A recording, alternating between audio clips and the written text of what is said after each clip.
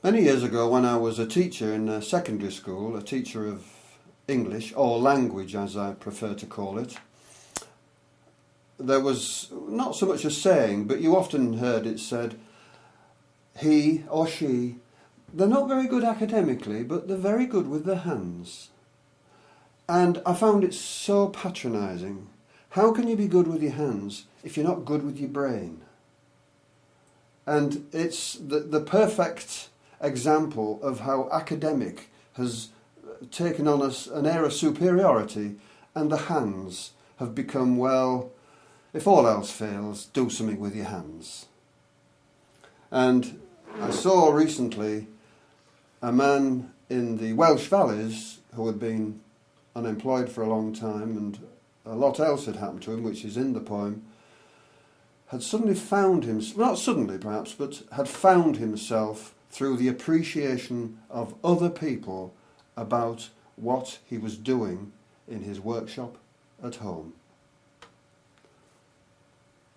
He's good with his hands. Seated on the grassy hillside, looking down at home, he thinks of London, land beyond his knowing.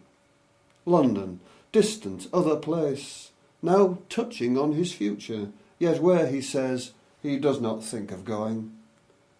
I'd feel uneasy there, he muses, looking down at home, where his life is lived and where he thought he'd stay.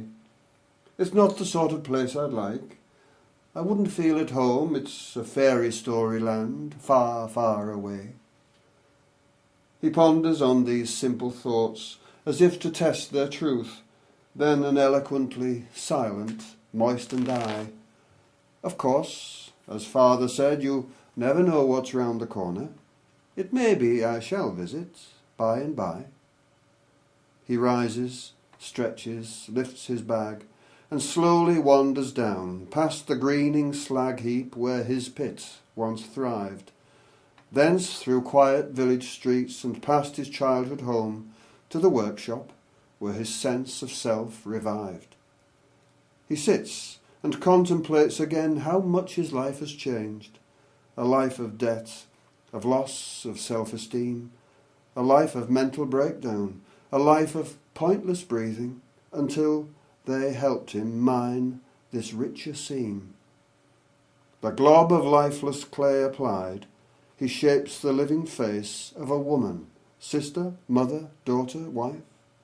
Two skilful, loving hands at work, with patience born of love, and he knows at last that he has found his life. The opened letter stands nearby, a letter from the Tate. We hope you will accept our invitation. He smiles with living purpose as he gathers up more clay, knowing he's already reached his destination. And the sculptured outcome of working with the clay of this bust was remarkable, even to my untutored eye.